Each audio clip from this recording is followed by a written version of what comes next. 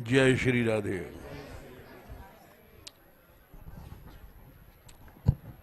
श्री राधा रानी अंतर्वेदी वार्षिक ब्रज यात्रा 2012 का आज 26वां पड़ाव है। 26 दिन हो गए। दिनांक 21 नवंबर 2012 अष्टमी बुधवार नौगाम में पड़ा हुआ है।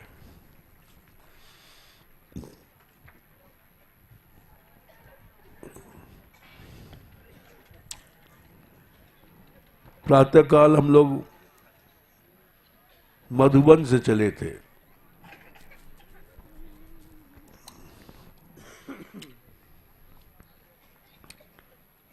मधुबन जहां ध्रुव जी ने तपस्या किया था,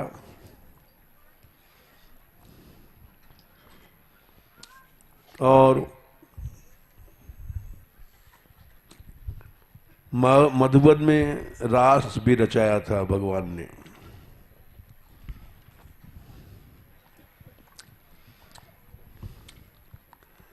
मधुबन की कथा रह गई थी, थोड़ी सी सुना देते हैं। क्योंकि जिस स्थान पर जाओ उसका महात्म्य सुनने से ही उसका फल मिलता है। इसलिए तीर्थों में तीर्थ पुरोहित बनाए जाते हैं और उनका गुरु की तरह सम्मान किया जाता है।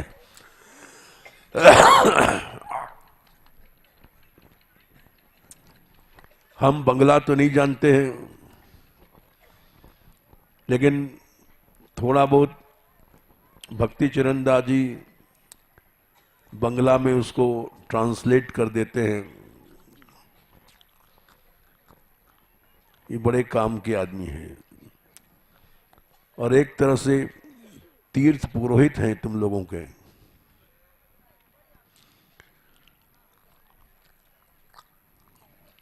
परंतु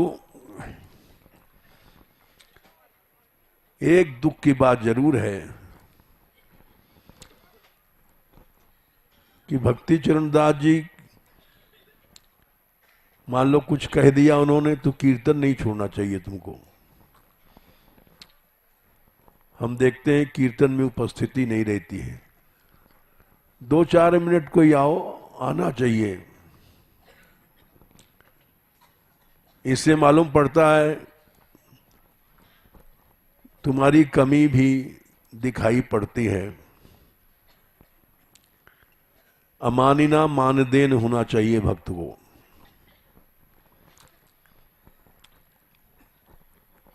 तुम चैतन्य चरितामृत पढ़ते हो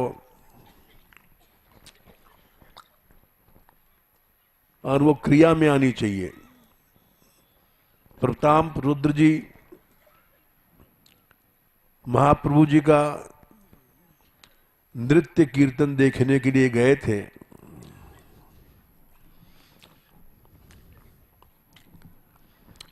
वहां राजमंत्री चंदन जी थे। वो आगे जाने लग गए तो महाप्रभु जी के किसी पार्षद ने एक चांटा मारा।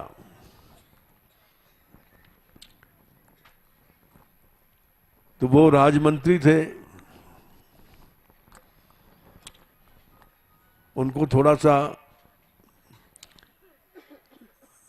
अपमान लगा। सारी सभा के बीच में महामंत्री को एक चांटा मार दिया। ये बड़े अपमान की बात है।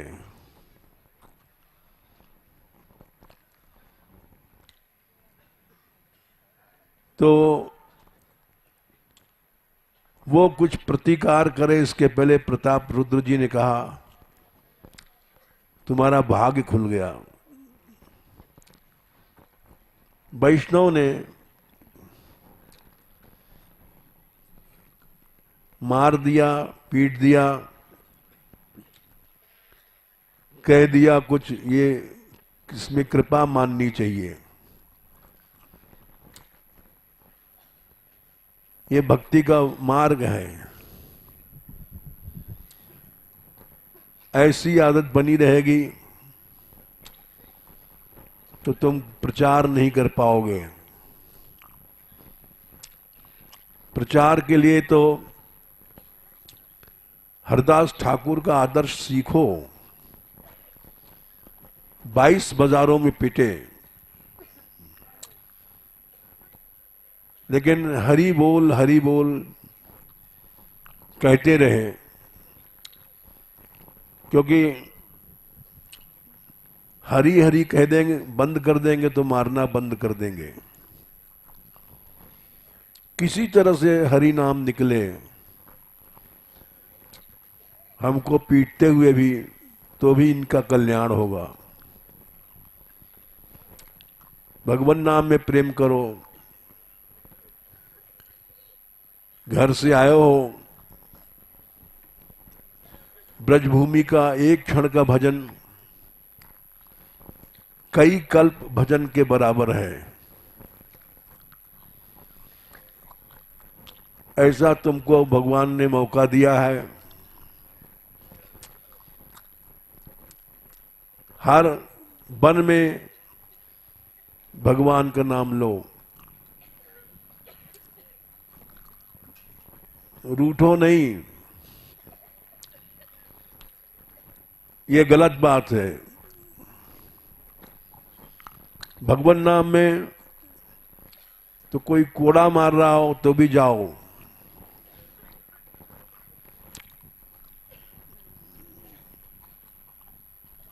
ये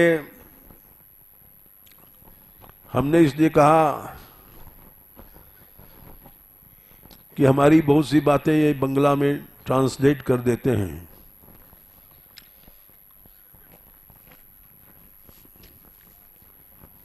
मधुबन में कि जो हम लोग चले थे, वहां से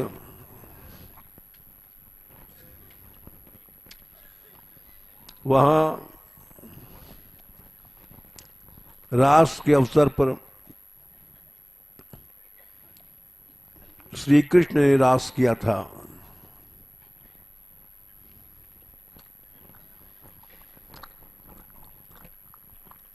और रास करते करते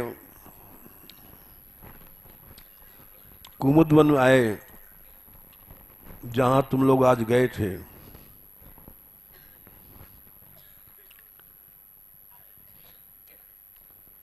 मधुवन में उन्होंने 8 रागों का गान किया था।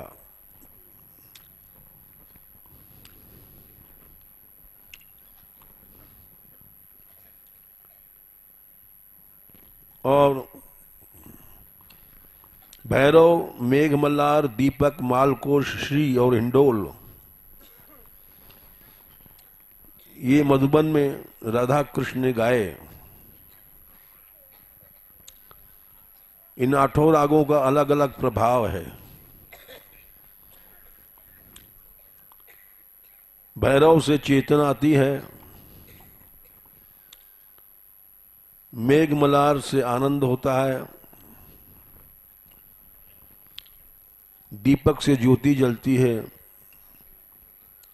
मालकोश से भक्ति होती है, श्री से कल्याण होता है, हिंदोल से आनंद होता है। इसीलिए 8 राग मधुबन में भगवान ने गाए।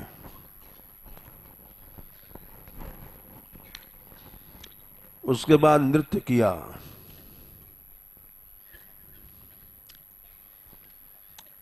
फिर तालबन में जाए आए, जिसको तारसी कहते हैं, जो रास्ते में पड़ा था।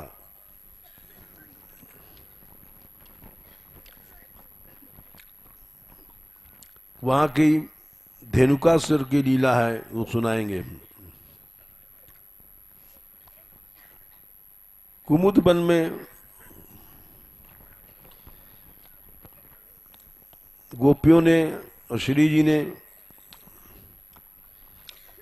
श्री राधा और कृष्ण का श्रृंगार किया था।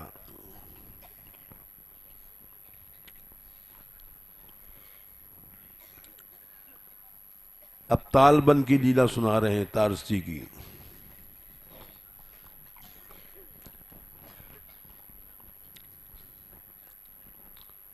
तारसी में जिसको तालबन कहते हैं,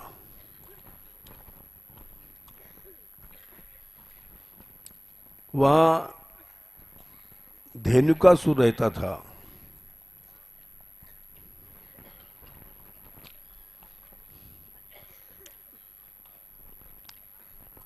बड़ा प्रचंड दैत्य था।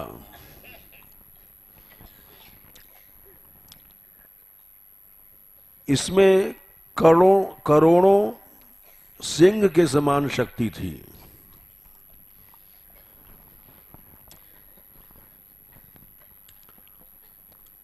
और बड़ा सुंदर ताल का फल यहां होता था।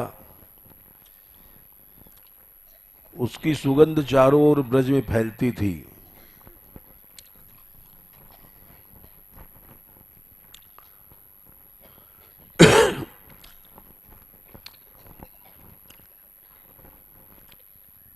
ग्वाल बालों को भूख लगी और नाक में उसकी सुगंध आई, तो उन्होंने कहा दाऊ जी से कि हम लोग इस फल को खाना चाहते हैं।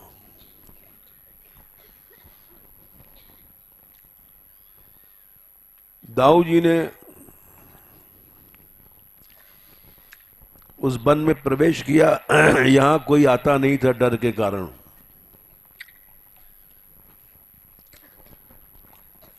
कंस का सखा था। दाऊ जी ने भीतर घुस करके पेड़ों को हिलाया और टपा टप फल गिरे।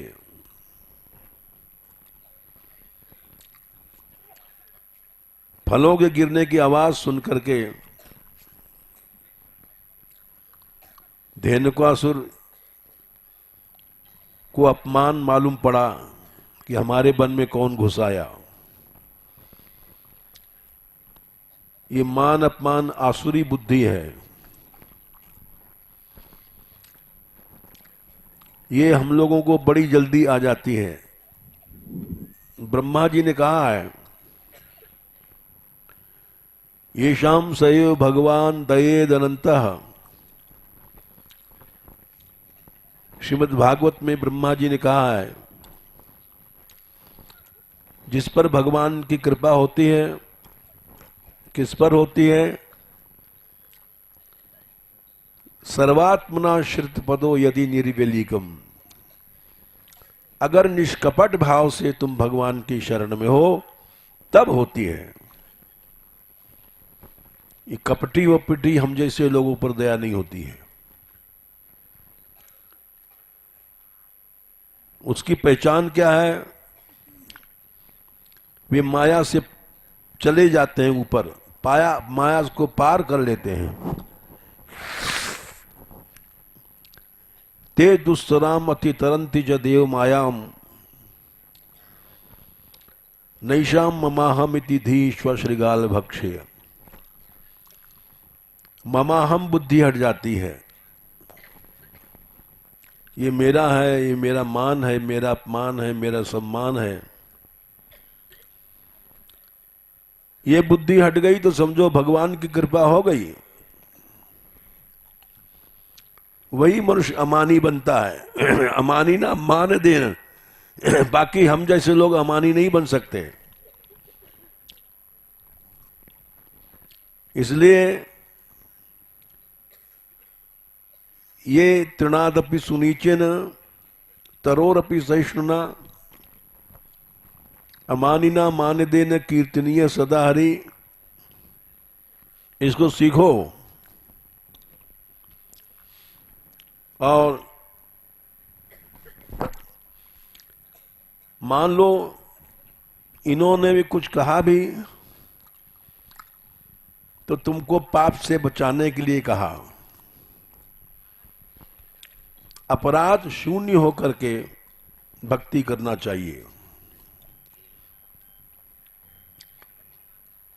ब्रजवासियों के अपराध से ब्रह्मा भी डरते हैं और उन्होंने पश्च में अनार्यम अपने नीचता कहा है कि देखो मैंने ब्रजवासियों को अपराध किया।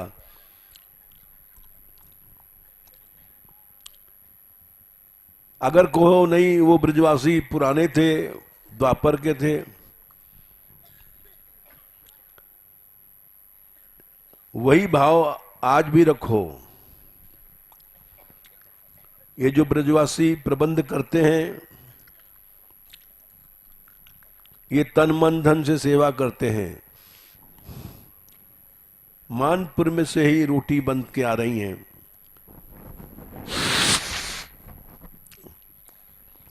शरीर से सेवा करते हैं, धन से सेवा करते हैं, किसी से कुछ नहीं लेते हैं। ये वही ब्रजवासी, इनमें वही भाव रखो। इसलिए जो ऐसी बात सिखाता है वो कल्याण की बात करता है, और जो दोष सिखाता है वो अपराध करता है, अपराध कराता है।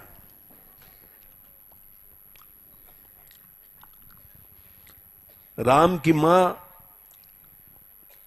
राम से ज्यादा, कौशल्या से ज्यादा प्रेम करती थी राम से। कैकेयी उसका नाम था, लेकिन कुसंग से बुद्धि नष्ट हो जाती है और राम को वनवास दे दिया। कुसंग से बचना चाहिए। तुमने पढ़ा होगा महाप्रभु जी जब दक्षिण यात्रा में गए तो एक उनका सेवक था साथ में, वो वाम मार्गियों के चक्कर में आ गया था।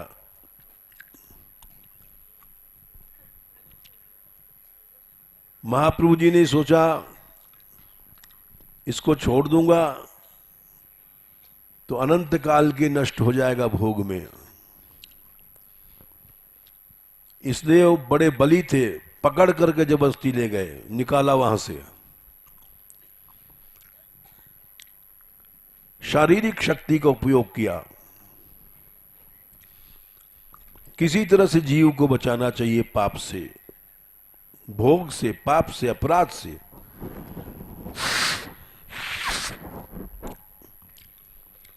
उन्होंने मर्यादा सिखाने के लिए छोटे हरिदास का परित्याग किया था। करुणावतार हैं जबकि वे, लेकिन जीव को अपराध से बचाने के लिए, पाप से बचाने के लिए उन्होंने शारीरिक शक्ति का उपयोग किया। ये सब कथा चैतन्य चरितामृत में पढ़ा होगा तुम लोगों ने। क्या करें, हम बंगला तो जानते नहीं, लेकिन हमने समझाने की कोशिश किया। इसलिए कीर्तन के समय तो कोई कोड़ा मारे तभी जाना चाहिए। और हरिदास ठाकुर का इतना सम्मान करते थे चैतन्य महाप्रभु जी, रोज उनसे मिलने के लिए उनके कुटी पर जाते थे। और जब नित्य लीला में प्रवेश कर गए तो उनके शरीर को उठा करके नृत्य किया और कांधा उत्सव चला है जभी से।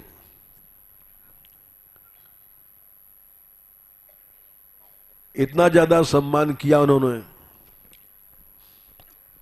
अद्वैताचार्य जी ने पिताओं के श्राद्ध में हरदास यवन थे, उनको भोजन कराया। करोड़ों ब्राह्मणों से ऊंचा है भक्त वैष्णव, तभी भक्ति आती है, नहीं तो आई भई चली जाती है।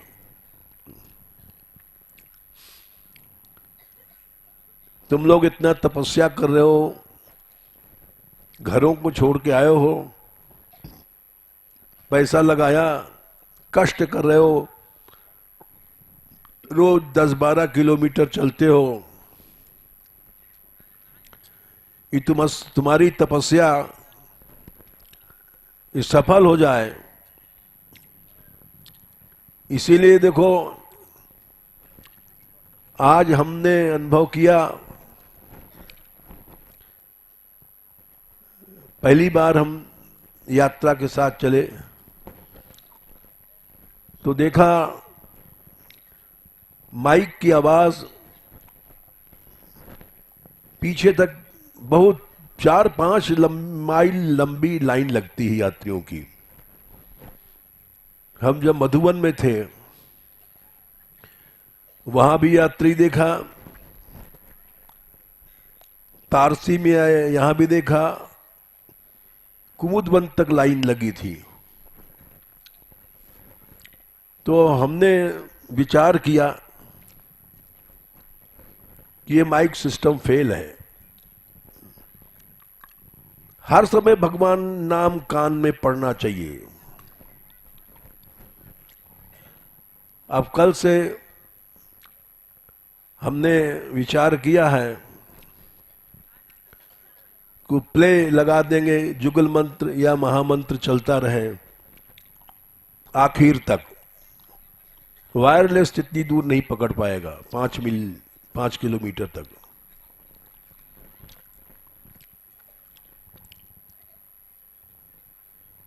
क्योंकि बिना भगवान नाम के तो भाई कोई यज्ञ सफल नहीं होता है। इसलिए भगवान नाम नहीं छोड़ा करो। इतना ज्यादा मनुष्य को मानी नहीं बनना चाहिए। भगवान का नाम ही छोड़ बैठोगे तो फिर क्या करोगे?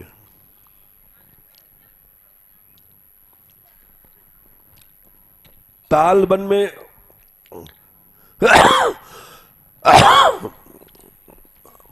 श्री कृष्ण ने मधुबन में तो राग रागनियां गाए, तालबन में अनेक तालों का नृत्य हुआ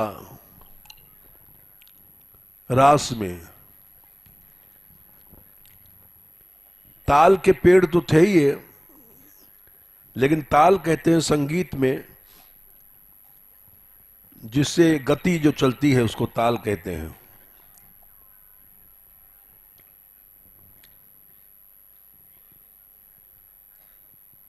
धेनुकासुर की बात सुना रहे थे। दाऊ जी अकेले घुसे पहले और पेड़ों को हिलाया, तब वो युद्ध करने आए धेनुकासुर। क्रोध में कि हमारे जंगल में कौन आ गया, हमारा अपमान हो गया। और उसने दुलत्ती मारी। दुलत्ती गधे लोगों में आदत होती है, पिछले दोनों पांव उछाल करके मारते हैं।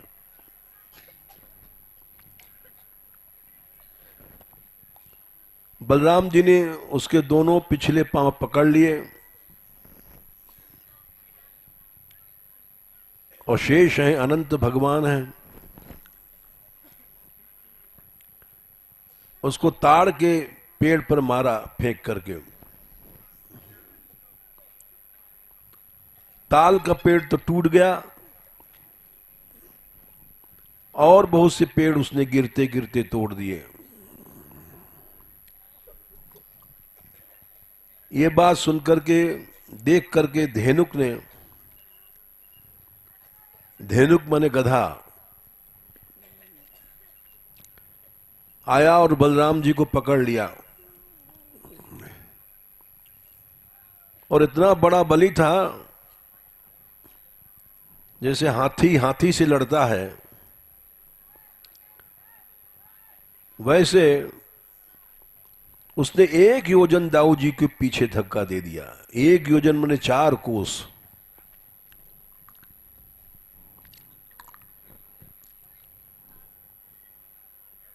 दाऊ जी ने भी उसको पकड़ करके घुमाना शुरू किया और पृथ्वी पर पटक दिया। उसको मूर्छा आई, मस्तक भी फट गया था, लेकिन वो एक क्षण में खड़ा हो गया और उसने 4 सींग प्रकट किया अपने सिर में। गधों की सींग होती नहीं है, लेकिन आसुरी माया भयानक रूप बनाया और ग्वाल बालों को पीछे दौड़ा।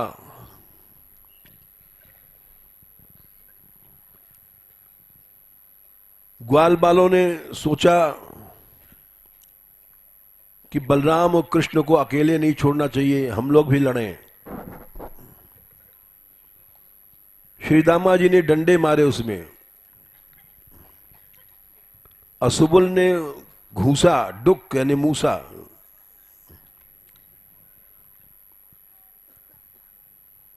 अस्तोक कृष्ण ने उस पर पाश से प्रहार किया। अर्जुन नाम सखा ने क्षेपण से और लात मारा उस गधे में। विशाल ऋषभ नाम सखा ने उसको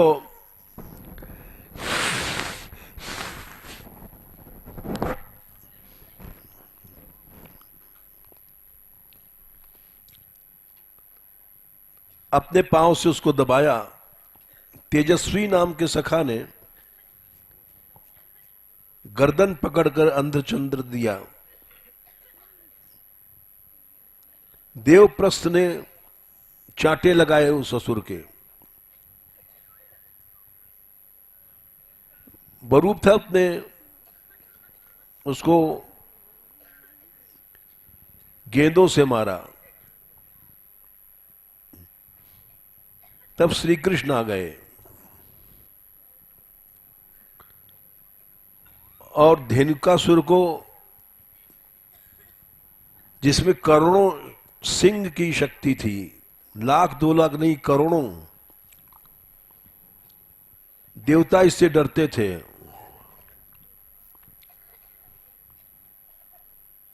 कृष्ण आए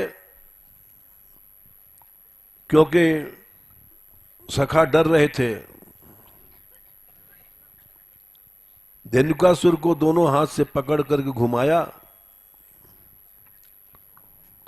और गोवर्धन पर्वत पर पटक दिया। 2 घड़ी तक वो मूर्छित रहा। फिर शरीर को उठ करके कपाता हुआ गुस्से में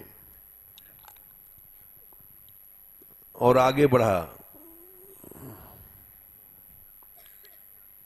और दोनों सींगों से कृष्ण को उठा लिया उसने और आकाश में उड़ गया। 1,00,000 योजन थोड़ी देर में पहुंच गया।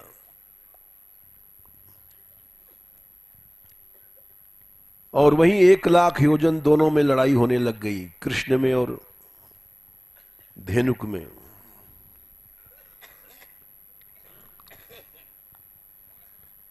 कृष्ण ने धेनुकासुर को पकड़ करके नीचे जमीन पर फेंका। उससे उसकी हड्डियां चूर हो गईं और मूर्छित हो गया। लेकिन फिर उठा और गर्जना किया भयंकर सिंहनाद, और दोनों सींगों से गिरिराज पर्वत उखाड़ लिया और कृष्ण के ऊपर चलाया। कृष्ण ने पर्वत को हाथ से पकड़ करके, जैसे कोई गेंद होता है पकड़ता है, बड़े बड़े असुरों को बड़े वीरता से भगवान ने मारा है खेल खेल में। और गिरिराज जी को फिर से उसके मस्तक पर दे मारा। उस दैत्य ने फिर पर्वत को हाथ में ले लिया और कृष्ण के ऊपर फेंका। विशाल पर्वत था उस समय, ये तो शाप से घटता जा रहा है। इतने बड़े पर्वत को गेंद जैसा बना लिया दोनों ने। जब उसने गिरिराज पर्वत को मारा कृष्ण के ऊपर, तो भगवान ने हाथ से पकड़ करके गिरिराज जी को अपने स्थान पर रख दिया।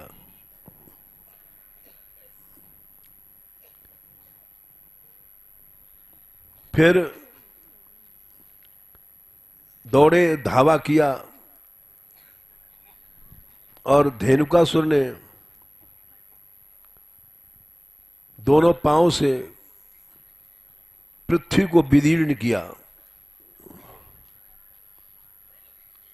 और पिछले पैरों से फिर बलराम पर दुलत्ती मारी और गर्जना किया। उससे सारा ब्रह्मांड गूंज उठा, भूमंडल कांपने लग गया, धरती हिलने लग गई।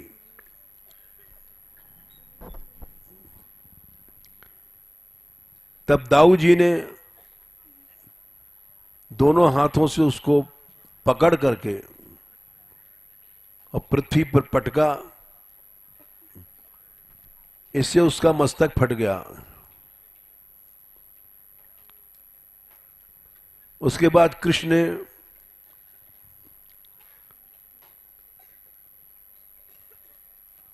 घूसा मारा, फिर दाऊ जी ने डुक्क मारे, उससे धेनुकासुर मर गया।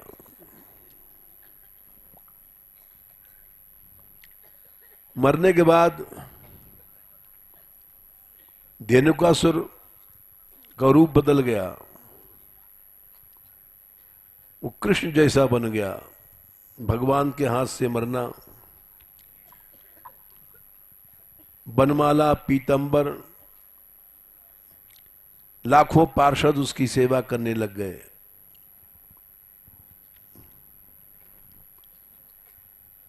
और रथ आया, विमान आया, 10,000 घोड़े थे, रत्नों से जटा हुआ, एक दिव्य योजन का विमान था। चलता था तो संगीत के शब्द होते थे। ऐसा उसका रूप बन गया, बनमाला, पीतांबर। और विमान पर चढ़ने के पहले उसने कृष्ण बलराम की परिक्रमा किया। भक्ति आ गई और रथ पर बैठ गया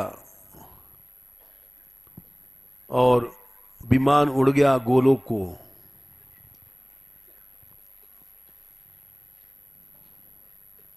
ये गर्ग संहिता में लिखा है।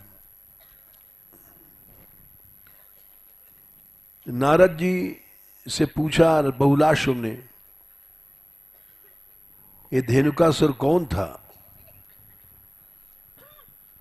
और उसको भगवान के हाथ से ऐसी गति मिली। जो पापी था तो ऐसी गति क्यों मिली? नारद जी ने कहा विरोचन के लड़का बलि थे, प्रहलाद के विरोचन, विरोचन के बलि। बलि के लड़का एक था साहसिक। साहसिक माने बड़ा हिम्मती। 10,000 स्त्रियों के साथ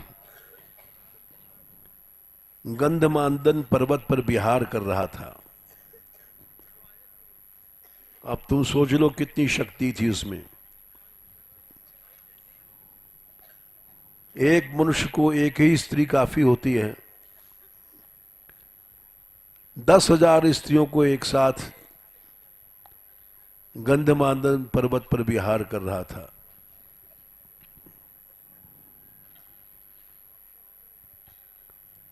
और नूपुरों की ध्वनि हो रही थी, नाच रही थी सब।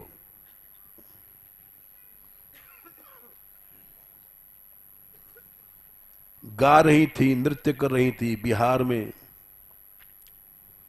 श्रृंगार रस के गीत गाए जाते हैं।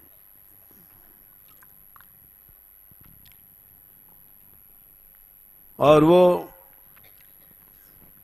बिहार में आदमी भूल जाता है कि कहां है, हमको ऐसा काम करना चाहिए कि नहीं करना चाहिए।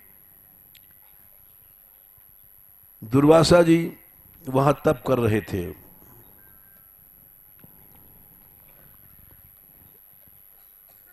इनके हंसी मजाक की बात सुन करके, नूपुरों की बात सुन करके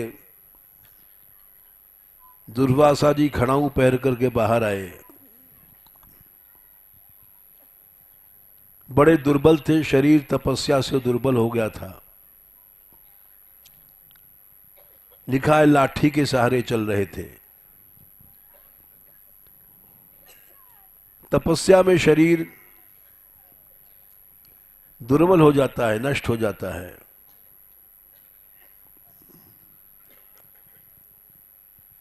और दुर्वासा बड़े क्रोधी थे। वो अग्नि और बिजली के समान चमक रहे थे तपस्या से। दुबले थे शरीर से, लेकिन तेजस्वी थे। दुर्वासा जी ने देखा 10,000 स्त्रियों के साथ विहार कर रहा है, और होश में नहीं है कि कोई देख रहा है हमको।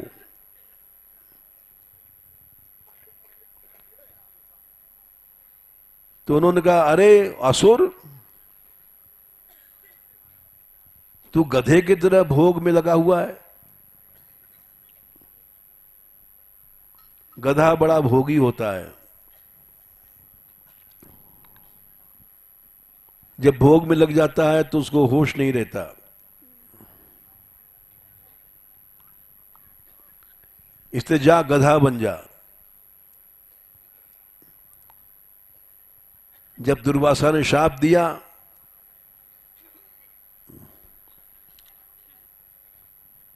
तो होश आ गया उसको।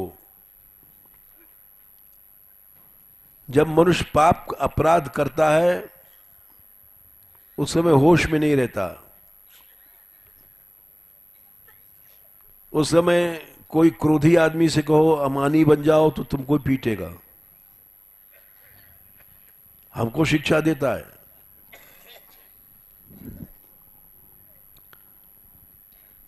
तो वो गधा बन जा, भोग में डूब गया, इतना भोगी बन गया। जा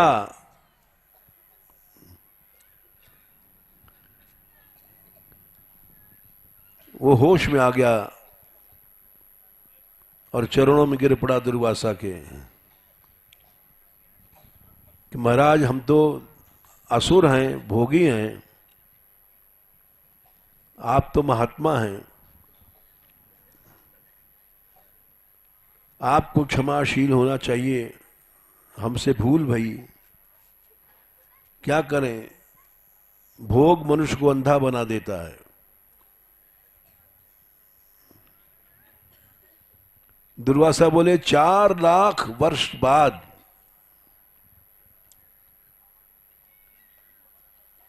तालबन में दाऊ जी तेरे को मुक्त करेंगे।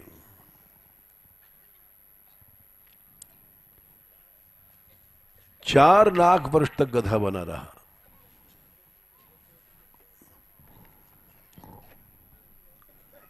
ये हमने तुमको गर्ग संहिता के हिसाब से सुनाया।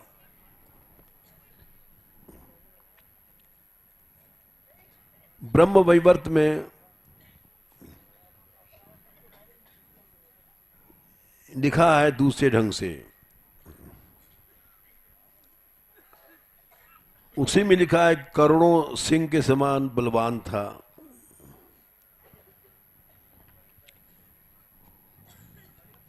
और ग्वालबालों ने कहा कि हमको भूख लगी कृष्ण,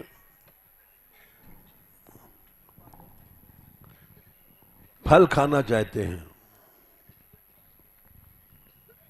श्याम सुंदर बोले खाओ।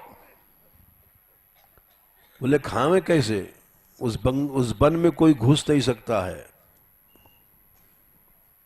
बोले क्यों,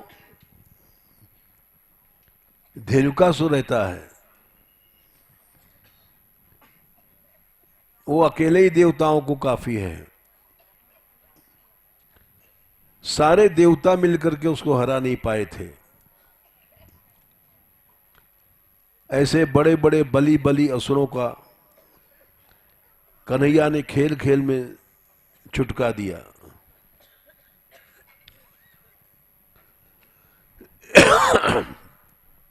कंस का सखा है, मायावी है, प्राणियों का हिंसक है, तालबन का रक्षक है। हे जगतपते, हम वहां कैसे जाएं? श्री कृष्ण बोले ग्वाल बालो, तुम लोग मेरे साथी हो, तुम्हें दैत्यों से भय नहीं करना चाहिए। जाओ, जैसे चाहे वृक्षों को तोड़ो, हिलाओ और फलों को खाओ। कृष्ण की आज्ञा पाकर के ग्वाल बाल पेड़ों पर चढ़ गए और बहुत से फल गिराए।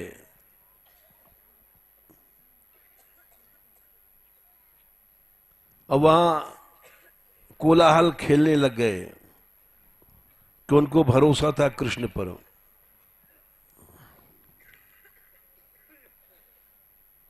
उसी समय उन्होंने देखा पहाड़ के समान ऊंचा गधा आ रहा है।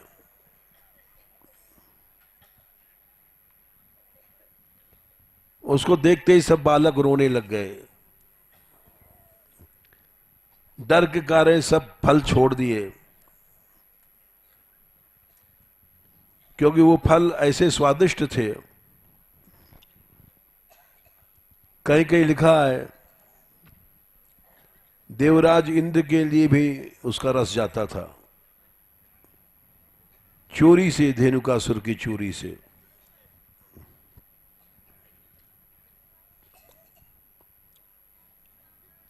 ऐसा एक लिटिल कृष्णा फिल्म में भी दिखाया गया है। रोने लग गए और समझ गए कि हमारा अंतिम समय आ गया।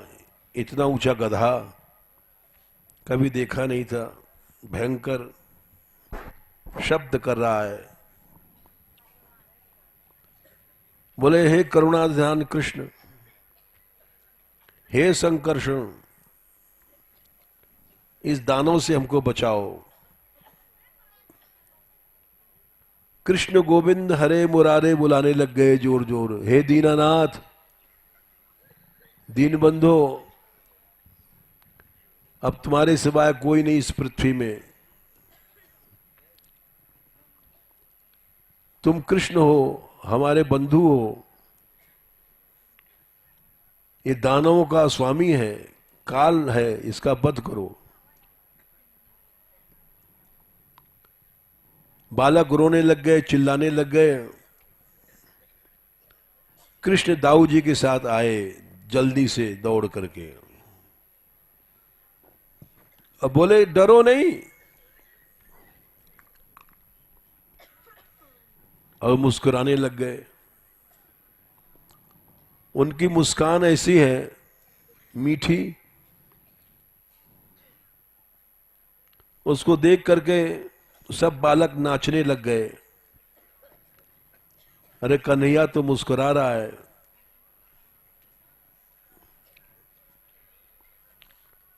श्री कृष्ण ने कहा, दाऊ, राजा बलि का पुत्र है ये गधा, इसका नाम साहसिक है। पूर्व काल में दुर्वासा ने शाप दिया था, लेकिन बल पराक्रम से ये इतना मदोन्मत्त है कि इसको देवता भी नहीं मार सकते। इसको मैं ही मारूंगा, तुम बालकों की रक्षा करो, बालकों को लेकर दूर चले जाओ। गर्ग संहिता में तो दाऊ जी ने मारा है, ब्रह्म वैवर्त में श्री कृष्ण ने। दाऊ जी बालकों को लेकर के दूर चले गए और धेनुकासुर ने देखा कृष्ण सामने आ रहा है, दौड़ करके कृष्ण को निगल लिया, पूरा का पूरा निगल गया।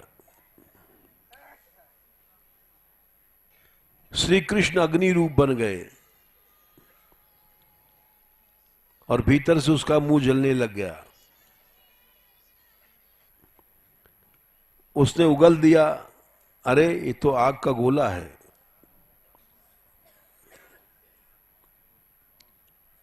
जब उगल दिया,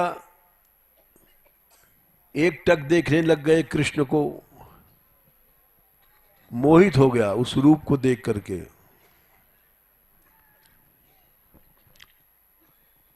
और भगवान के दर्शन से उसको पूर्व जन्म की स्मृति आ गई और पहचान लिया कि एक भगवान है। उनकी स्तुति करने लग गया। दानव बोला, आप ही अपने अंश से वामन हुए थे और मेरे पिता के यज्ञ में आपने भिक्षा मांगी थी। आपने ही 3 डग पृथ्वी के बहाने हमारे पिता को राज्य और सारी लक्ष्मी छीन लिया था और फिर उनको सुतल लोक में भेज दिया करुणा करके। आप भक्तवत्सल हैं, मैं पापी हूं, भोग में मेरी बुद्धि नष्ट हो गई थी और स्त्रियों के भोग से मुझे गधा बनना पड़ा।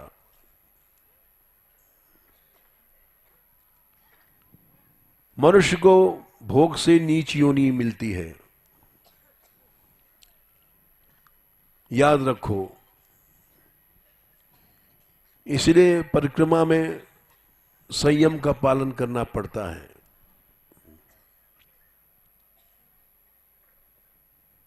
और दुर्वासा ने शाप दिया, मैं गधा बन गया, मेरी मृत्यु आपके हाथ से होनी है। हे कृष्ण, मेरा वध कीजिए आप चक्र से, मुक्तिदाता हो। हे जगन्नाथ, आप ही वराह रूप में पृथ्वी को उद्धार करके लाए थे। आप ही वेदों के रक्षक हैं, हिरण्याक्ष के नाशक हैं।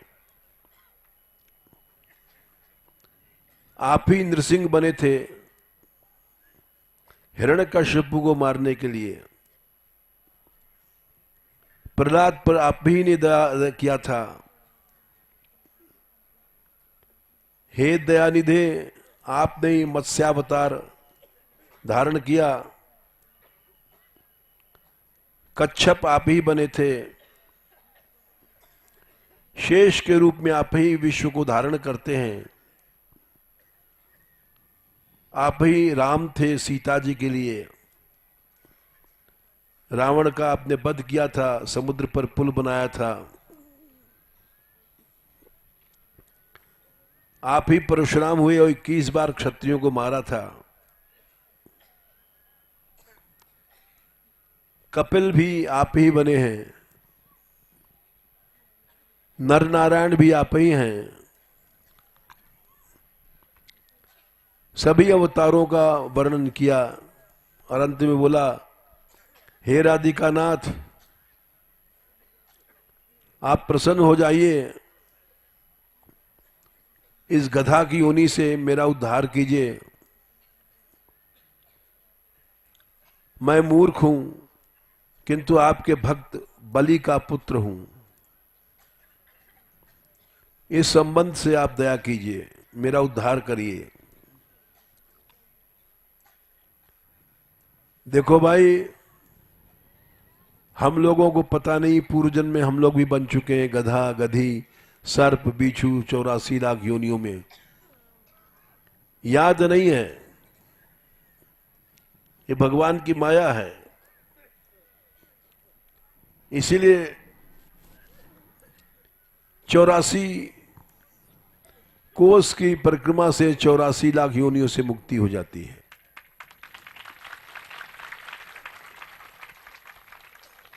तुम लोगों पर भगवान की कृपा भई है। अपना घर छोड़ करके आए हो, कष्ट सह रहे हो, रोज 10 किलो 12 किलोमीटर पैदल चलते हो, जमीन में सोते हो। ये सब भगवान की कृपा है। न घर में होते तो खाट पर सोते आराम से। तप कर रहे हो, ये तप भगवान की कृपा से होता है। न जाने कितने करोड़ हैं आदमी हिंदुस्तान में,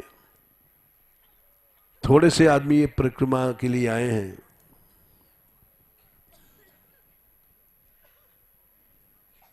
तो हे राधिकानाथ,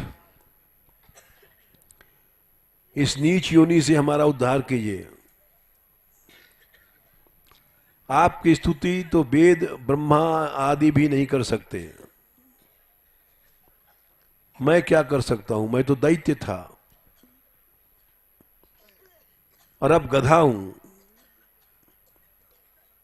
करुणा सागर, आप ऐसी कृपा करो कि मेरा जन्म फिर न हो। आपके चरणारविंद के दर्शन पाकर के फिर मनुष्य भोगों में, गृहस्थ में नहीं फंसता है।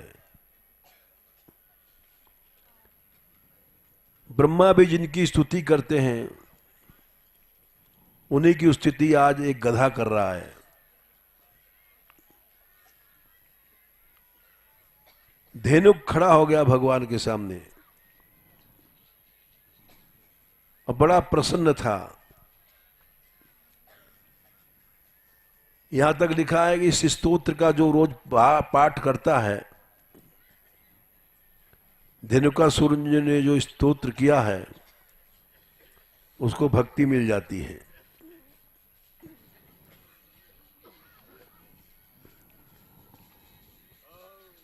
उसकी स्तुति सुन करके श्री कृष्ण ने विचार किया, ऐसे भक्त को मैं कैसे मारूं? भक्त को मैं नहीं मार सकता हूं। इसीलिए उन्होंने उसकी स्मृति को हर लिया। जो उसकी स्मृति आई थी कि यही राम थे, यही परशुराम थे, यही मत्स्य थे बने थे, कच्छप बने थे। और जब उसकी स्मृति हर लिया तब वो फिर से आसुरी भाव में आ गया। देखो, अगर ऐसा होता तो नहीं है, हमारा क्रोध है, कोई हमको कह दे क्रोध छोड़ दो तो उस समय बुरा लगेगा, और क्रोध नहीं छोड़ता आदमी, द्वेष नहीं छोड़ता। दुर्योधन को कितना समझाया था लोगों ने, द्वेष मत कर पांडवों से। जो समझाने जाता था उसी पर क्रोध करता था।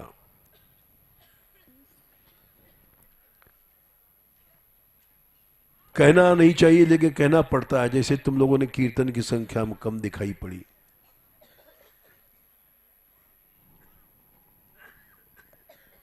तो भगवान ने कहा मैं इसको नहीं मार सकता हूं, उसकी स्मृति हर लिया। जब स्मृति हर लिया तो आसुरी भाव आ गया उसमें। मनुष्य द्वेष तब करता है जब भूल जाता है कि भगवान सामने है। मनुष्य काम क्रोध में तब फंसता है जब भगवान को भूल जाता है। विषयावेश अलग है, कृष्णावेश अलग है। विषयावेश है तो कृष्णावेश नहीं है, कृष्णावेश है तो विषयावेश नहीं है। जो द्रोह करता है उसे भक्ति नहीं होती, भाव होता। प्रहलाद जी ने कहा है मतिर्न कृष्णे, ये प्रमाण है श्लोक, प्रहलाद जी के श्लोक है, सुनो। मतिर्न कृष्णे परतः स्वतो वा विधो विपद्येत गृहव्रतानाम। जो रोज भोग में लगे हैं उनकी बुद्धि कृष्ण में नहीं लगेगी।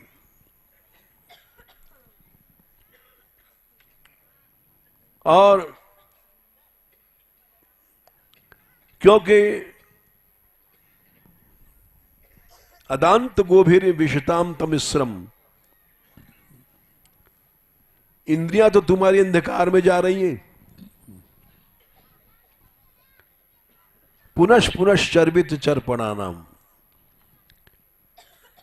चबे को चबा रहे हो, जिस खाल को कूटा है जन्म भर उसी को फिर से कूटना चाहते हो। चर्वित चर्मणानाम, ये प्रहलाद जी का शब्द है, कड़ा शब्द है लेकिन है सही बात। हम लोग चबे को चबाते हैं, थूके को चाटते हैं और खाल कूटते रहते हैं, तो भगवान में मन कैसे लग जाएगा।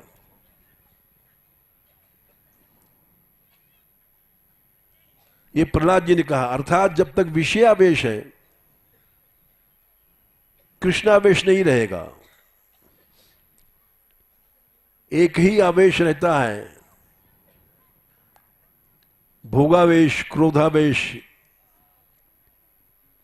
द्वेषावेश। नैषाम मतिस्तावदुरुक्रमांगिम स्पृशत्यनर्था भिगमो यदर्थः।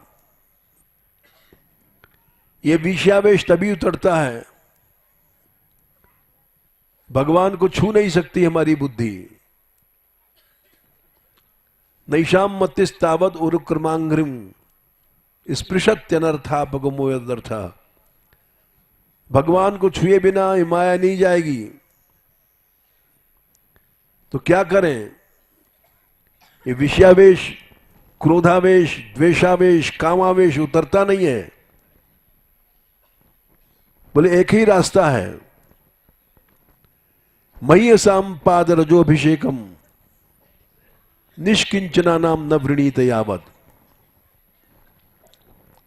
भगवान के भक्त जो महापुरुष होते हैं निष्किंचन होते हैं, उनको कुछ नहीं चाहिए। जैसे हम लोग रुपया पा के खुश हो जाते हैं, वो ऐसे नहीं होते हैं, निष्किंचन होते हैं। उनके चरण धूलि में स्नान करो, उनकी शरण जाओ। यहां तक लिखा है, सनकादिक से कहा है भगवान ने कि जो हमारे भक्तों को मनाता है, जो भक्त मार रहा है, पीट रहा है, गाली दे रहा है, उसको संबोधयंत हमिव हम उपाहर्तस्तय, वो मुझको जीत लेता है। मैं यद्यपि अजित हूं, संसार में आज तक मुझको कोई जीत नहीं पाया, लेकिन जो भक्तों को क्रोध में गाली दे रहा है, मार रहा है, और फिर भी वाण्यानुराग कलयात मजवद गृणतः संबोधयंत हमिव हम उपहरतस्ते, वो भगवान को जीत लेता है। जो लोग द्वेष सिखाते हैं भक्तों से, उनकी छाया से दूर रहो, नहीं बुद्धि नष्ट हो जाएगी, सारा यज्ञ नष्ट हो जाएगा। जो भक्ति सिखावे, भाव करो, भक्ति करो, भाव रखो, वही कल्याण का मार्ग है। उससे चिढ़ो नहीं। तो इसलिए भगवान बोले इसको मैं कैसे मारूं, उसकी स्मृति हर लिया, फिर से आसुरी आवेश आ गया और बोला, अरे मनुष्य के बच्चे। कृष्ण से बोला, अभी तो कह रहा था तुम ही मत्स्य हो, कच्छप हो, तुम ही राम हो, तुम ही वामन हो। एक ही चीज है, या भाव रहेगा या अभाव रहेगा। भाव चला गया तो अभाव आ गया, अभाव जाएगा जब भाव आएगा। प्रकाश है तो अंधकार नहीं है, अंधकार है तो प्रकाश नहीं है। हम लोगों को अभाव का अभ्यास है, दोष देखने का, द्वेष करने का, भेद बुद्धि, इसलिए माया में पड़े हैं। जब ये अभाव की आदत चली जाएगी, मयि साम्पाद रजोभिषेकम निष्किंचना नाम न वृणीते यावद, और निष्किंचन महापुरुषों से निष्कपट शरण में जाने से अपने आप भाव आ जाता है, और कोई रास्ता नहीं है। महाप्रभु चैतन्य देव जी से पूछा, कृष्ण प्रेम कैसे मिलेगा? बोले भक्त का जूठन खाओ, भक्त की चरण रज, भक्त का चरणामृत, और कोई उपाय नहीं है। ये तीन उपाय हैं। अगर भक्त में अभाव हो गया तो लाख वर्ष तप कर लो, जप कर लो, कुछ नहीं होगा। इसलिए भगवान ने कहा हम इसको मार नहीं सकते। उसकी बुद्धि हर लिया, तब वो फिर से क्रोध में आ गया। अरे मनुष्य के बच्चे, खड़ा रह, अभी तुझको हम यमलोक भेज देंगे। ऐसा कहने के बाद उस गधे ने कृष्ण पर आक्रमण किया और बड़ा भयानक युद्ध हुआ। अंत में भगवान ने उसकी प्रशंसा किया, अरे भक्त बलि के पुत्र, तुम धन्य हो, तुमको ऐसा पिता मिला था, इसलिए तुम्हारा कल्याण होगा। घर में एक भी भक्त हो जाता है तो सारे परिवार का कल्याण करता है।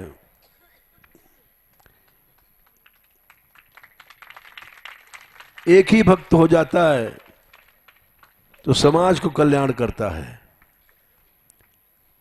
और एक ही दुष्ट होता है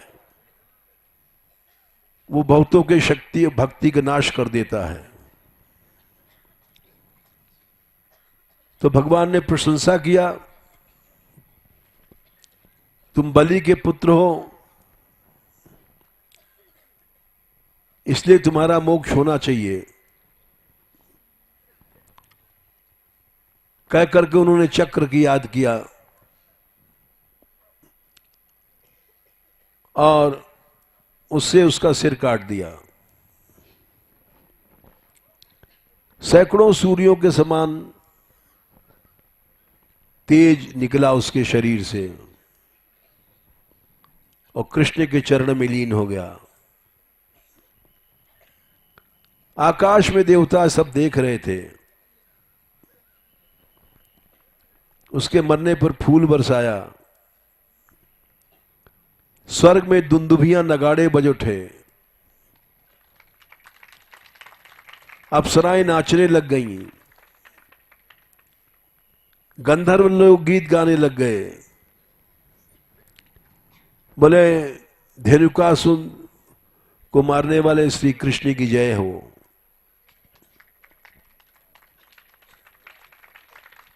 ग्वाल बाल आ गए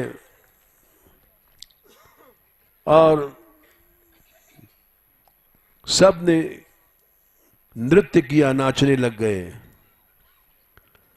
और भगवान ने कहा फल खा लो भाई, अब लग पड़े खाने। नारद जी पूछते हैं कि गधा कैसे बना था, ये कौन था?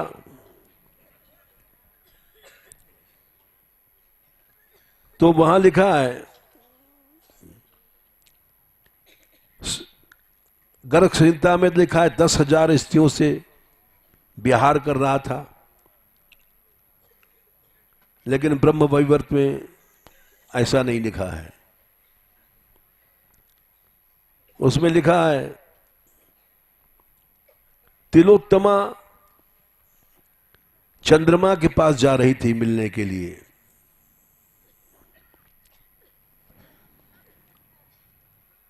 और गंधमादन की ओर से निकली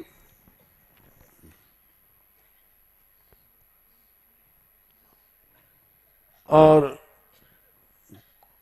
साहसी को देखा। ये बलि का पुत्र था, बलवान था, सुंदर भी था। चंद्रमा के पास जा रही थी, लेकिन तिलोत्तमा बीच में इसी के पास रुक गई।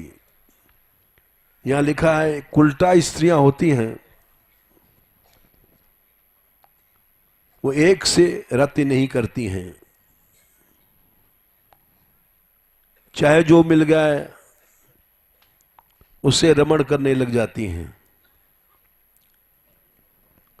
कलयुग में ऐसी स्त्रियां ज्यादा होती हैं। तिलोत्तमा ने भी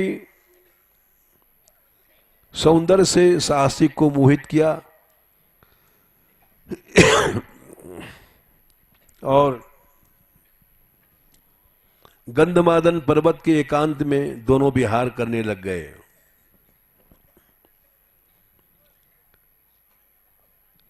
गर्ग संहिता में लिखा है 10,000 स्त्रियों से विहार कर रहा था, इसमें तिलोत्तमा से लिखा है बस। बाकी कथा वही से दुर्वासा निकले वहीं ध्यान लगा रहे थे और इतने भोग में डूब गए थे कि उनको दिखाई नहीं पड़ा दुर्वासा पास में ध्यान लगा रहे हैं। और वहीं अपनी चेष्टाएं, भोग की चेष्टाएं करने लग गए।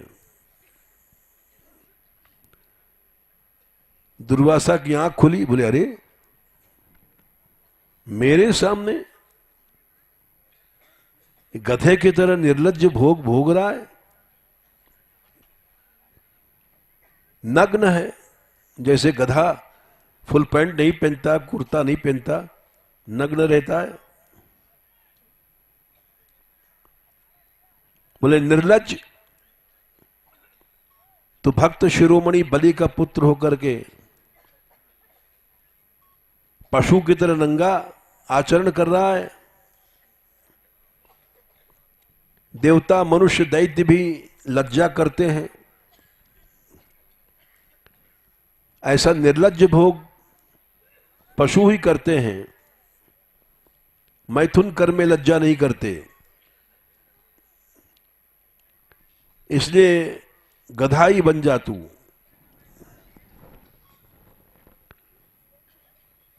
दुर्वासा के शाप से,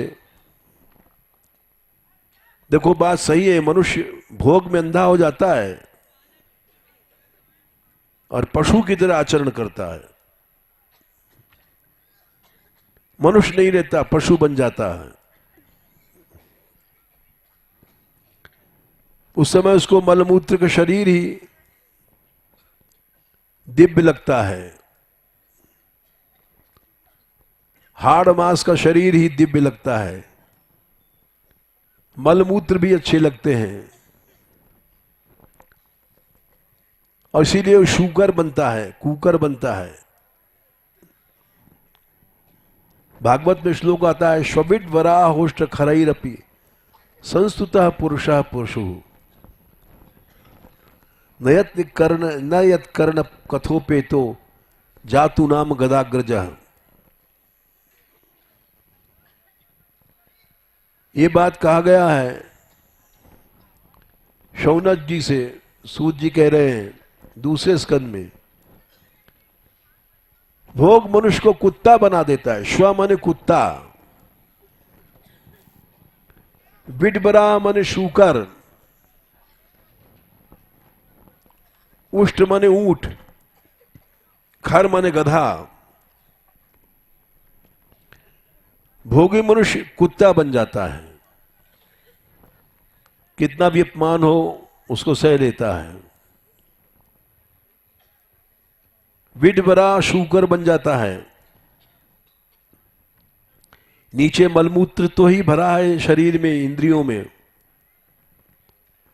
लेकिन सोचता नहीं है, मलमूत्र से ही प्यार करता है, इसलिए कुत्ता बन जाता है। उष्ट मने कांटा, ऊंट कांटा खाता है,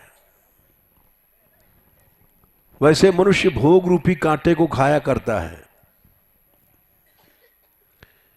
खर मने गधा, निर्लज्ज होता है, बीच सड़क पर वो भोग करता है। ये भागवत का श्लोक है। जब मनुष्य कुत्ता बन जाता है तो स्त्री भी कुतिया बन जाती है। जब शूकर बन जाता है तो स्त्री भी शूकरी बन जाती है, सुअरिया।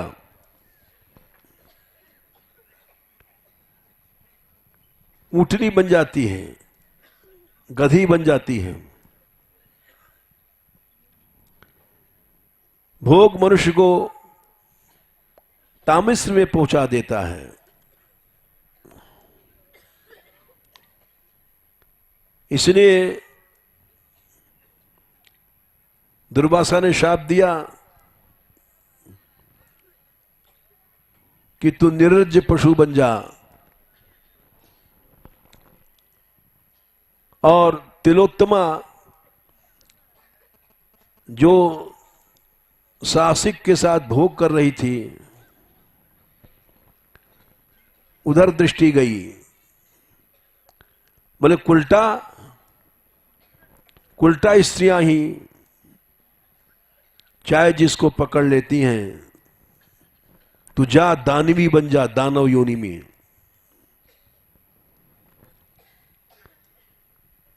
दुर्वासा जी चुप हो गए, दोनों को शाप दिया, साहसिक को भी शाप दिया और तिलोत्तमा को भी दिया था। यद्यप बड़ी सुंदर अप्सरा है, एक एक तिल तिल लेकर के सुंदरता संसार में से तिलोत्तमा को बनाया ब्रह्मा जी ने। लेकिन चमड़े की सुंदरता सुंदरता नहीं होती है। नाम तिलोत्तमा, काम नीचोत्तमा, इसलिए जा दानवी बन जा। अब होश आया दोनों को कि हमने क्या किया। इतने अंधे हो गए थे भोग में। साहसिक चरणों में गिरा और रोने लग गया, फूट फूट के रोने लग गया, क्योंकि जानता है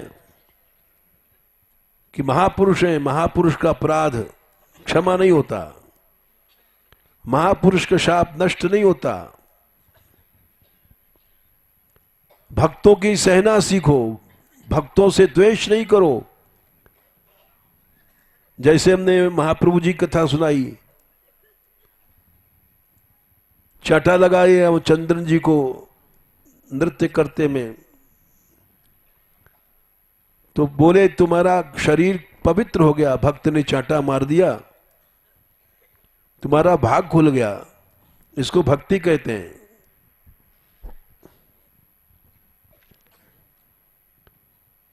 चरणों में गिरा तो दुर्वासा जी को, महापुरुष हैं, जिस जिस पर क्रोध किया उसको भगवान से मिला दिया। ऐसा नहीं समझना है जैसे हम लोग क्रोधी होते हैं, क्रोध करते हैं फिर बैर कर लेते हैं, द्वेष कर लेते हैं, छोड़ते नहीं हैं। दुर्योधन के बाप बन गए हैं, रावण के बाप बन गए। रावण ने छोड़ा नहीं अपने आखिरी समय तक। वैसे ही हमारी आदतें हैं। सासिक बोला, हे ऋषि, आप ब्रह्मा विष्णु और शिव हैं, आप अग्नि और सूर्य हैं, आप संसार की सृष्टि कर सकते हैं, तो क्षमा नहीं कर सकते क्या? रोने लग गया। तिलोत्तमा बोली, हे करुणा सिंधो, मैं मूढ़ स्त्री जाती हूं, सामान्य स्त्री पर भी लोग दया करते हैं, फिर मैं तो उल्टा हूं, कामातुरा हूं। कामी आदमी में लज्जा नहीं होता, शर्म वरम नहीं होती। शर्म हो जाए तो भोग क्यों होगा? भोग में लज्जा छोड़ना पड़ता है। और उल्टा वही होती है जो जहां भी भोग करेगी लज्जा छोड़ देगी।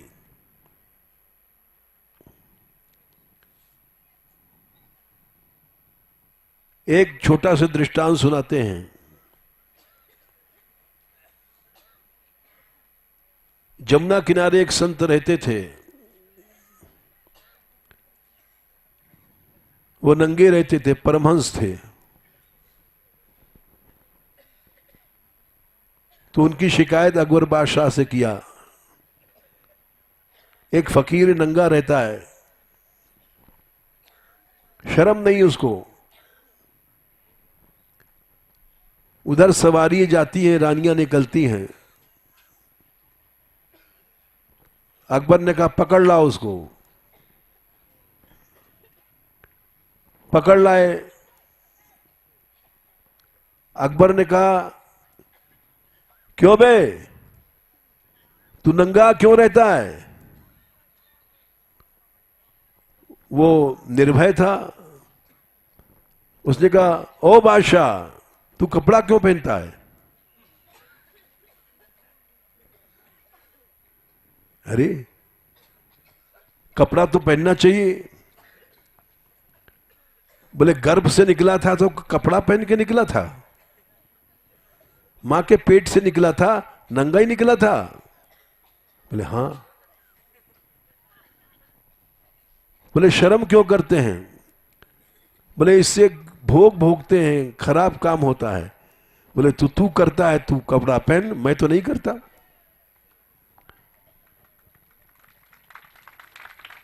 मैं भोगी नहीं हूं इसलिए नंगा हूं। तू भोगी है, तेरी इंद्रियां गंदी हैं, पाप करता है, इसलिए कपड़े पहन। अकबर के होश गुम हो गए। बात सही, जब नंगा पैदा हुआ था मां के पेट में, क्या फुल पैंट पहन के निकला था क्या? कि साड़ी पहन के लड़कियां निकली थी? ये तो सब बाहर आकर के सब होता है झगड़ा। लज्जा शर्म। अकबर ने कहा, इसको जाने दो फकीर को, ये सच्चा फकीर है, ये नंगा रहता है तो रहने दो। तिलोत्तमा बोली कि मैं मूढ़ कुलटा हूं, निर्लज्ज हूं, लज्जा नहीं है, इसीलिए मैंने चंद्रमा को, जाते समय वादा मेरा था चंद्रमा से मिलने का, बीच में सासिक के पास बैठ गई। मैं मूढ़ स्त्री हूं, आपकी शरण में आई हूं, आप हमको रक्षा करें। दुर्वासा जी बोले, अच्छा ठीक है, होश में आ गई है, जा, तेरा भी कल्याण होगा और कृष्ण का पौत्र अनिरुद्ध तुझे बरेगा, तेरा नाम उषा बनेगा। और धेनुकासुर से, उसे साहसिक से बोले, तू ब्रज में चला जा, वृंदावन के पास ताल बन है जहां हम लोग बैठे हैं, आए हैं तारसी से। तो वो तारसी में आया और बहुत बड़ा जंगल था, रहने लग गया। धाम में रहने से धीरे धीरे उसके पाप नष्ट हुए। ये हमने तुमको कथा सुनाई तालबन के और मधुबन की। थोड़ा सा कुमुदबन की और बात सुना दें, क्योंकि खट्टा खाने के बाद मीठा खाना चाहिए। भगवान का चरित्र ही एक मीठी चीज है और असुर फसुर तो सब खट्टी चीजें हैं।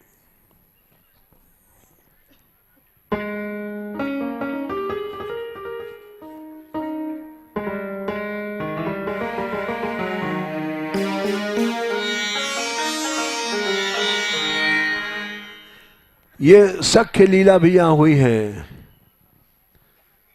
एक बार श्री कृष्ण को राधा रानी ने अपनी दही की मटकी से दही खिलाया। बड़ा अच्छा मीठा दही था, राधा रानी के हाथ का बना हुआ। कृष्ण सोचा, मीठा इसलिए भी था कि श्री जी ने उसको चाखा था और मीठा बन गया। तो श्याम सुंदर ने सोचा, ऐसा दही मीठा इन सखाओं को भी दें। बुलाया, सखाओ, हाँ कन्हैया आओ, थोड़ो थोड़ो दही खा लो। आ गए सब।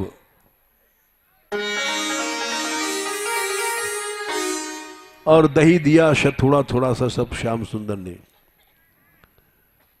और जिसने खाया बोले ऐसा दही तो हमने जन्म भर नहीं खाया था।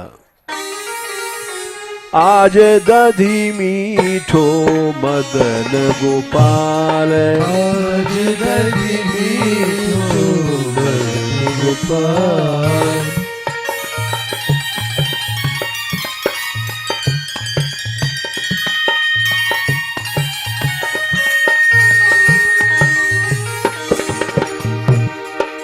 मीठो मदन गोपाल आज दधी, मीठो मदन गोपाल आज दधी, आज दधी मीठो मदन गोपाल, आज दधी मीठो मदन गोपाल। अरे कन्हैया और दे। बोले हमने झूठो कर लियो। बोले भावे मोहि तिहारो झूठो, भावे मोहि तिहारो झूठो। कन्हैया तेरी जूठन नहीं में अच्छी लगे। भावे मोहि तिहारो झूठो, भावे मोहि तिहारो झूठो। चंचल नयन विशाल, चंचल नयन विशाल,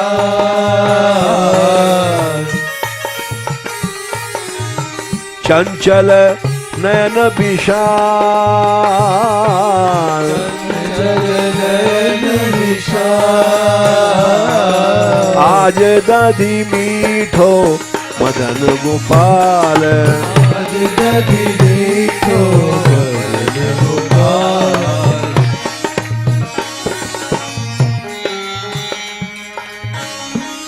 अच्छा दोना लाए, पत्ता तोड़ करके दोना बनाया। आने पात बनाए दोना, आने पात बनाए दोना।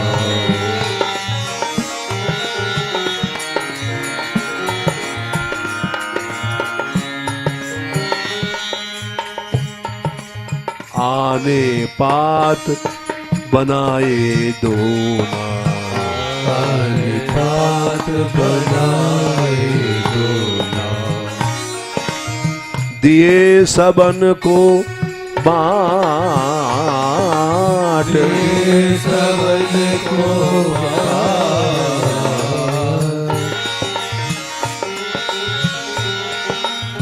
सबको बांटा। दिए सबन को बाँट, दिए सबन को बाँट। बहुत मीठा था।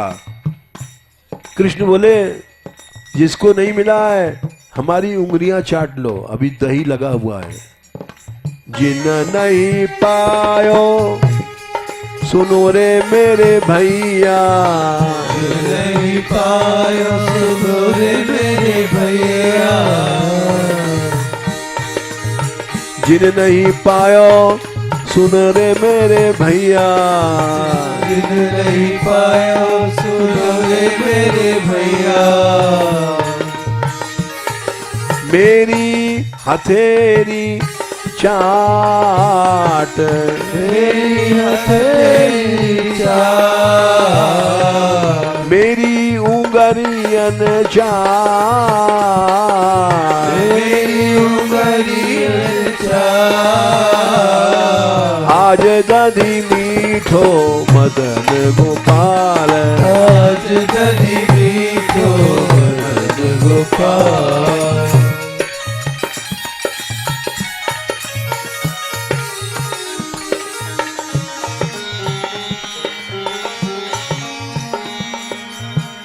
बोले सखा हम बहुत दिन से यहाँ तेरे साथ खेल रहे हैं, लेकिन आज जैसा स्वाद कभी नहीं आया। बहुत दिना हम बसे कुमुद बन।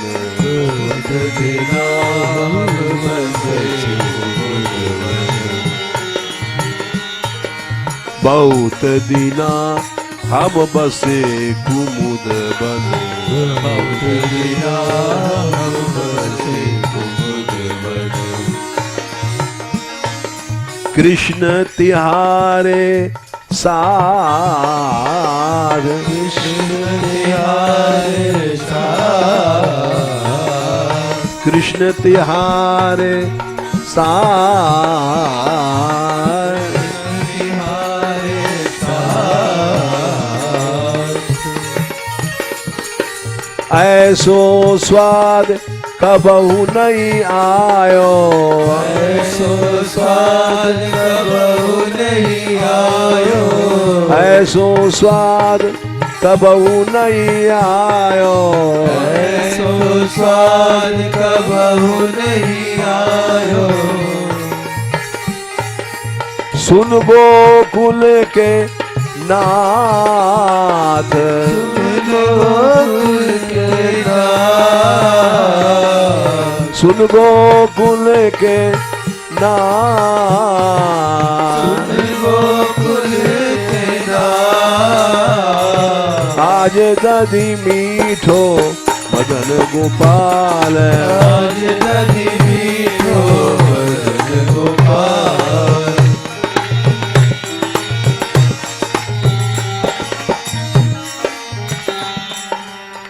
कृष्ण हंस गए। आपन हसत हसावत ग्वालन। आपन हसत हसावत ग्वालन।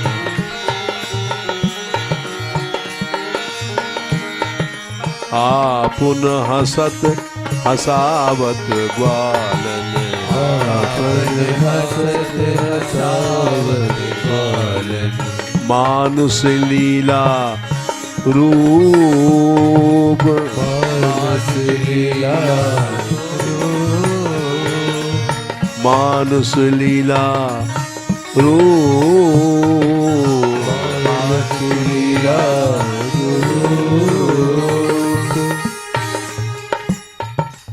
हंस रहे हैं, हंसा रहे हैं।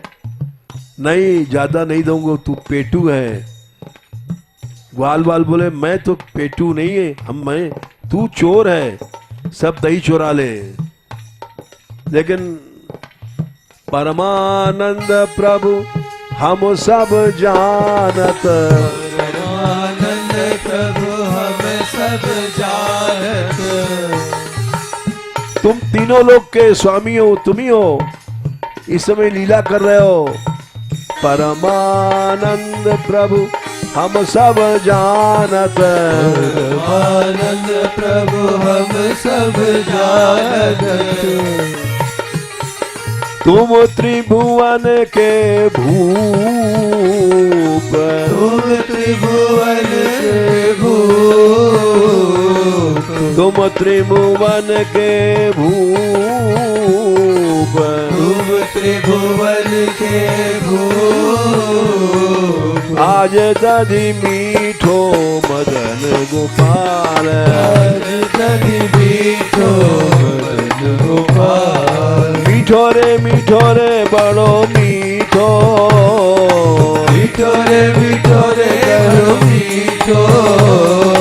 मीठो रे बड़ो मीठो। मीठो रे बड़ो मीठो। आज दधि मीठो मदन गोपाल।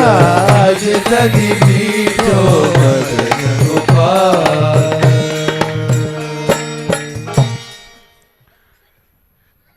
ये कुमुदबन की लीला थोड़ी सी सुनाई दिया। इस तरह से तालसी की लीला और कुमुदबन की लीला सुनाया। कल यहां से हम लोग चल देंगे। कल नवमी है, गुरुवार है। यहां से सतुआ जाएंगे, सतुआ जहां शांतनु जी ने तप किया था, भीष्म पितामह पुत्र मिला था, वो सतुआ है। फिर वहां से बाकलपुर जाएंगे, गांव है जो बकासुर का निवास था। वहां से गणेशर आ जाएंगे, जहां गंधर्वों ने आकर के कृष्ण की स्तुति किया था। ये 3 स्थल बनेंगे।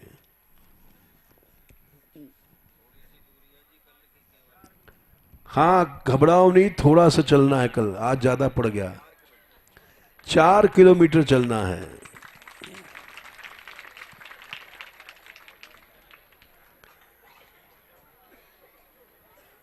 ज्यादा नहीं, 4 किलोमीटर चलना है।